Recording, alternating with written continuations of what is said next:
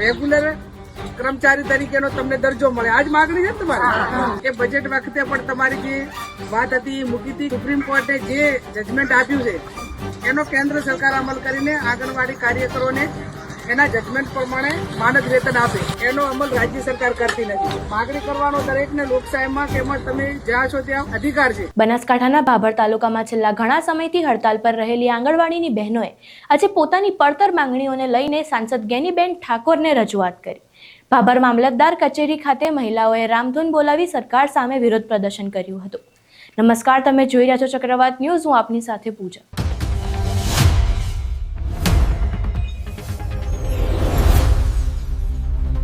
આંગણવાડીના બહેનોની મુખ્ય માંગ છે કે સુપ્રીમ કોર્ટ અને હાઈકોર્ટના આદેશ અનુસાર તેમને યોગ્ય પગાર ભથ્થું અને કાયમી કર્મચારી તરીકેનો દરજ્જો આપવામાં આવે.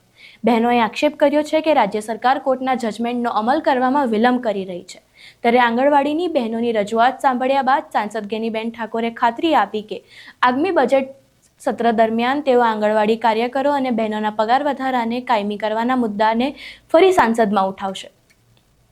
આંગણવાડીની બહેનો સગર્ભા મહિલાઓની સેવા જેવું પાયાનું કામ કરી રહી છે, જેની સામે તેમને પૂરતું વળતર નથી મળતું. ICDS વિભાગ કેન્દ્ર અને રાજ્ય સરકારના સંયુક્ત ફંડથી ચાલતો હોવાથી બંને સરકારો આ બાબતે સ્વીકૃતિ આપે તેવા પ્રયત્નો કરવાની ગેનીબેને ખાતરી આપી છે. ત્યારે વધુમાં જોઈએ ગેનીબેને શું કહ્યું. કોર્ટે જે જજમેન્ટ લીધું એનો અમલ રાજ્ય સરકાર કરતી નથી. એટલે રાજ્ય સરકાર જે સુપ્રીમ કોર્ટના જજમેન્ટના આધારે એનો અમલ કરે અને તમને રેગ્યુલર કાયમી પગાર પણ મળે, રેગ્યુલર કર્મચારી તરીકેનો તમને દરજ્જો મળે. આજ માગણી છે ને તમારે. એટલે આ આંગણવાડી ICDS કહેવાય એ રાજ્ય સરકાર ને કેન્દ્ર સરકાર બંનેના સંયુક્ત ફંડથી બજેટથી ચાલે છે. અમુક ટકા કેન્દ્ર સરકારનો હિસ્સો ને અમુક ટકા રાજ્ય સરકારનો. એટલે બંને સરકારો સાથે મળી અને આ પગાર તમારું જે માગણીઓ છે એ સ્વીકારે એ બાબતમાં હું પણ કેન્દ્રમાં ગઈ વખતે જ્યારે બજેટ હતું એ બજેટ વખતે પણ તમારી જે વાત હતી એ મૂકી હતી કે ભાઈ સુપ્રીમ કોર્ટે જે જજમેન્ટ આપ્યું છે એનો કેન્દ્ર સરકાર અમલ કરીને આંગણવાડી કાર્યકરોને એના જજમેન્ટ પ્રમાણે માનદ વેતન આપે, પણ હજુ સુધી એનો અમલ થયો નથી.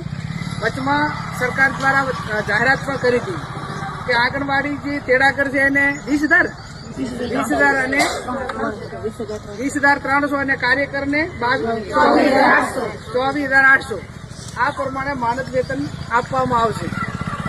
એનો પણ હજી અમલ થયો નથી.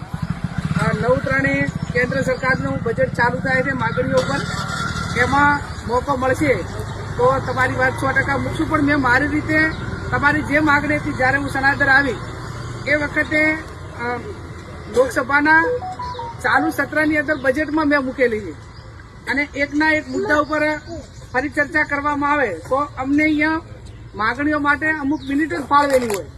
એટલે એ અને છતાં પણ હું તમારી માગણી જે છે એ માગણી કેન્દ્રના જે તમારા વિભાગના મંત્રી છે એમને પણ આપીશ.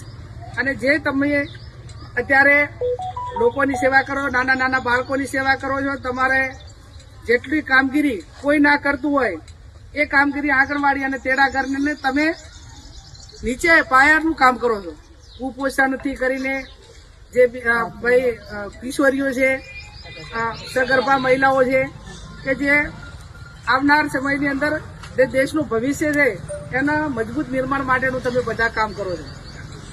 અપેક્ષા રાખીએ કે તમે બધા શાંતિમય રીતે તમારી જે માગણીઓ છે એ સરકાર સુધી અવાજ પહોંચાડવો એ તમારો પોતાનો વ્યક્તિગત અધિકાર છે. પણ સાથે સાથે જે બાળકો અને આ બધા જે તમારા હિસાબે બીજું વહીવટી રીતે કોઈ ખલેલ ના પહોંચે એટલી પણ થોડીક જવાબદારીપૂર્વક જે આપણે જવાબદારી નિભાવવાની હોય. માગણી કરવાનો દરેકને લોકશાહીમાં કે એમાં તમે જ્યાં છો ત્યાં અધિકાર છે.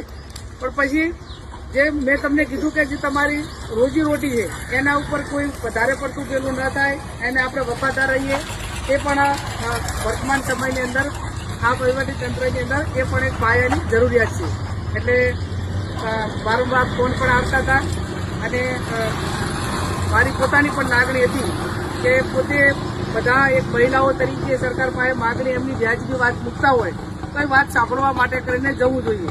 અને એક જવાબદારીના ભાગરૂપે આવીશું. તમે બધે આમંત્રણ આપ્યું અને આ તમારી જે કઈ સમસ્યાઓ છે એ સમસ્યાઓ કેન્દ્ર સરકાર અને રાજ્ય સરકાર સુધી પહોંચાડી તમને ન્યાય મળે એવા પૂરેપૂરા પ્રયત્નો હું કરીશ. આપ સૌનો ખૂબ ખૂબ આભાર. ત્યારે હવે આગળ આ બાબતે શું થાય છે, આંગણવાડીની બહેનોની માંગ ક્યારે સ્વીકારવામાં આવે છે, સરકાર તેમના હકનું વળતર ક્યારે આપશે તે હવે જોવાનું રહ્યું. તમારું આ સમગ્ર મામલે શું માનવું છે અમને કમેન્ટ બોક્સમાં જરૂરથી જણાવજો.